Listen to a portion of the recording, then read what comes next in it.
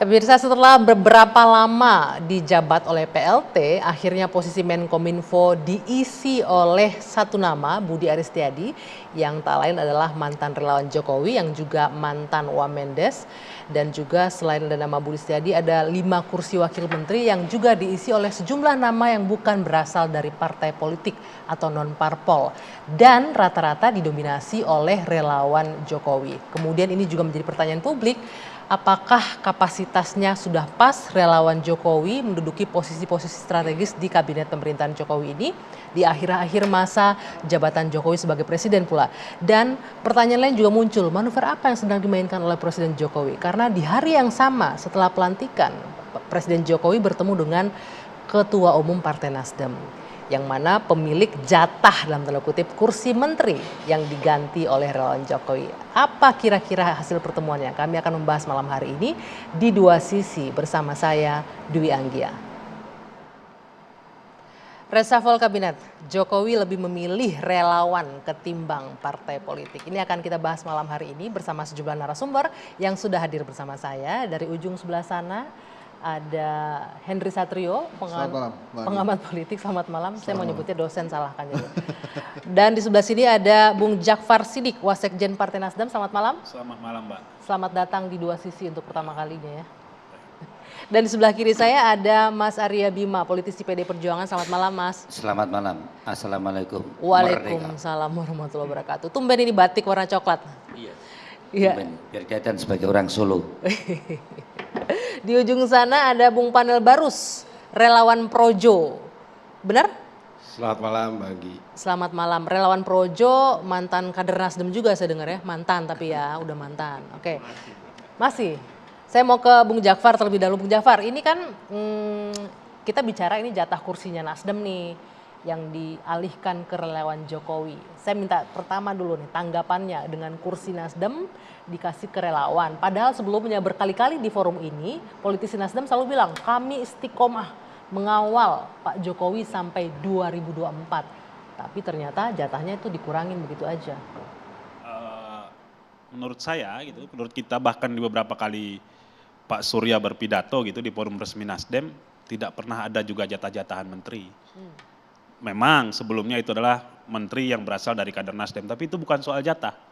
Itu murni soal latar belakang, kemudian kapasitas. Seingat saya di ulang tahun ke-10 Partai Nasdem sudah disampaikan, pidato Pak Surya menyampaikan bahwa terserah Pak Jokowi karena itu hak konstitusional Pak Presiden, kalau ada yang layak silahkan, kalau tidak apa-apa. Artinya tidak juga bisa kita pertentangkan, itu harusnya punya Nasdem bukan relawan, bukan. Tidak. Artinya sekarang Pak Jokowi menilai nggak ada yang layak ya kader Nasdem untuk duduk di situ. Lebih layak Projo kayaknya. Mungkin dalam waktu yang singkat kerja berikutnya, Pak Jokowi bisa juga menilai bahwa oh ini ada yang mumpuni mungkin.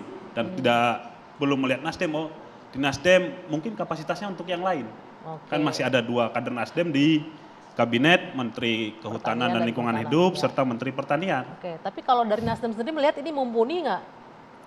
Mikrofonnya boleh dekat, Mas? Gini, kalau soal mumpuni, biar waktu yang menjawab masih ada 1,5 tahun untuk bekerja.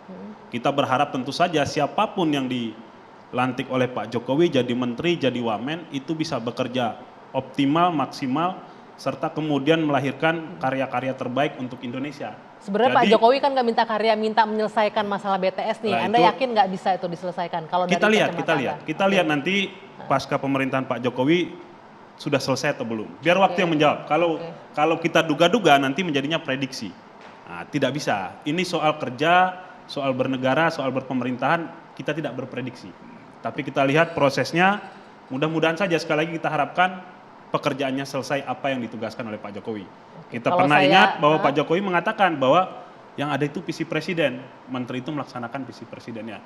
Mudah-mudahan tercapai lah. Mudah-mudahan tercapai begitu ya. Bung Panel, sebagai orang yang ada di satu alma mater nih, relawan Projo, mantan kolega juga sekarang jadi Menkominfo. Kalau tadi Bung Jakfar bilang ya kita lihatlah dulu ya, berharap bisa menyelesaikan tugas yang diberikan Pak Jokowi. Kalau Anda sebagai orang yang kenal melihat ada kompetensi nggak? Karena ini publik mempertanyakan, pas nggak nih kompetensinya Pak Budi Ari untuk jadi Menkominfo? Ya, yang pertama yang perlu saya sampaikan tentu ucapan terima kasih dulu pada Pak Jokowi atas kepercayaan yang begitu besar, ya. Boleh mic-nya dideketin lagi ya? terhadap Budi Aristiadi untuk menjadi Menkominfo. Perlu kami garis bawahi bahwa kepercayaan Pak Presiden terhadap Mas Budi Aristiadi ini bukan semata-mata kepercayaan hanya sebatas sama Projo saja, tapi secara umum kepada relawan. Ya, ini harus kita jaga kepercayaan yang berat ini. Itu yang pertama. Yang kedua, Projo sebagai sebuah ormas politik loyalis Jokowi, ya, saya pikir punya tekad. Yang paling penting adalah memastikan pemerintahan ini berjalan sampai akhir dan sukses. Oke. Jadi Sukses sebentar. apapun tugas berat yang diberikan harus kita jalankan. Oke, untuk bicara memastikan pemerintahan sukses. Oke, bicara perintah tugas presiden pasti nggak mungkin ditolak kan, harus dijalani gitu ya. Tapi kalau berbicara kapasitas, Anda sebagai orang yang tahu, baik itu personal dan juga secara ini kemampuan. Nah, saya mau sampaikan. Pas nggak tuh? Pak Makanya Budi saya Ari mau di situ? sampaikan, kita sebagai loyalis, saya pikir wajar-wajar saja diberikan tugas seperti ini. Nggak, pertanyaannya secara Satu kapasitas itu, yang background kedua, punya nggak untuk menangani itu? yang kedua saya mau bilang, apa yang diputuskan Pak Jokowi mengangkat Budi Ari, saya pikir ini wajar dan sangat tepat. Ya, itu sudah dibuktikan dalam 3 kali 24 jam. Eksekusi yang dilakukan oleh Budi Ari di kementerian ini. Dia udah punya timeline menyelesaikan BTS sebagai prioritas, tidak akan sampai bulan Desember ini akan selesai. Lalu yang kedua, hari ini sekian belas ribu portal judi online ditutup, dibukukan oleh Budi Aristiadi. Jadi itu menjawab pertanyaan publik mengenai kapasitas ya? Cespleng ini. Ya. Oke. Tidak ada yang lebih cespleng dari ini. Oke. 3 kali 24 jam action. Saya minta Bung Hensat nih, sebagai orang yang mengamati dari luar, pertanyaan saya sama. Sesuai nggak kapasitasnya Budi Ari untuk ada di posisi Menkominfo dan melihat tadi sudah langsung 3 gerakan langsung cespleng katanya untuk menangani masalah di Kominfo. Enggak, kalau sesuai atau tidak itu bahasa rakyatnya terserah. Kalau bahasa hukum tata negaranya kan prerogatif presiden. Jadi mau itu sesuai kayak mau berkualitas kayak enggak, kita tuh nggak punya urusan tuh.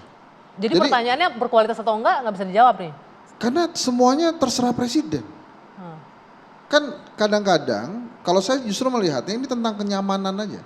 Kenyamanan Presiden Jokowi. Berarti Presiden Jokowi nggak nyaman sama Nasdem sekarang? Bukan nggak nyaman dengan Nasdem. Sampai Tapi kan harus memang pilih sudah relawan. kosong Oh, kursi menterinya. sudah kosong. Nah, dia mencari pengganti yang membuat dia nyaman. Oke. Yang tentu saja Mbak Anggi, ini kita ajak untuk mundur dulu. Saya akan mundur dulu. Projo, ini saya rasa tidak lepas dari 2 hal.